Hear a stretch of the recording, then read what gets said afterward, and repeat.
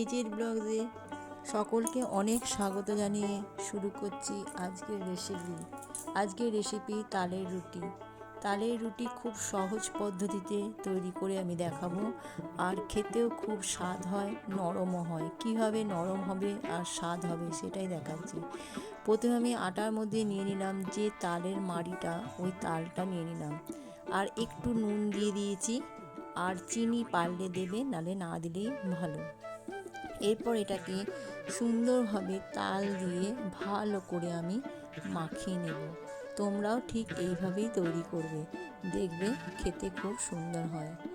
আমার আটা প্রায় মাখাই হয়ে গেছে, সুন্দর করে ভালো করে মেখে নিয়েছি। এরপর আমি নেচি কেটে নিচ্ছি একটা একটা করে। তোমরা তোমাদের ছোট বড় যেমন হোক করে নেচি কেটে নেবে। এরপর নেচিগুলোকে ভালো করে গোল গোল করে রুটির আকারে বেলে নিচ্ছি।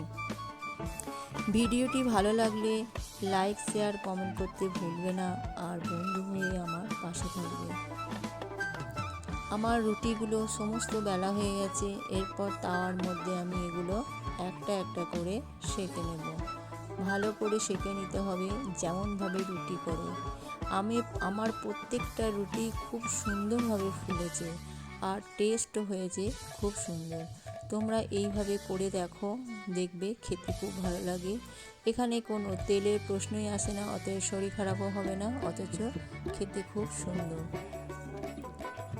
তালের বড়া বা ফুলুরি করলে প্রচুর তেলের প্রয়োজন, সময়ের প্রয়োজন, আর অনেক খরচের প্রয়োজন, কিন্তু এতে কোনো খরচ নেই তেমন, অথচ খেতে খুব সুস্বাদু। এরপর রুটিগুলোকে আমি একটা একটা করে আগুনে সেঁকে নেব, একটা জালির ওপরে। যেমন করে তোমরা রুটি সেঁকো ঠিক সেইভাবেই রুটিটা সেঁকে নেব। প্রত্যেকটা রুটি আমি এইভাবে সেঁকে নেব। আমি মাত্র দু একটা করে দেখিয়ে দিলাম, বেশ সুন্দর করে ফুলেও ছিল রুটিগুলো।